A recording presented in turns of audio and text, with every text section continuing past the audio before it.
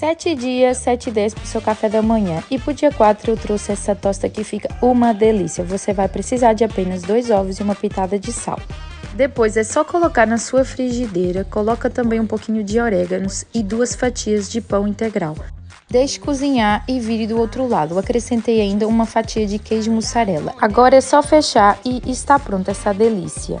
Além de prática, ela é super rápida de fazer e com um cafezinho a acompanhar fica maravilhoso.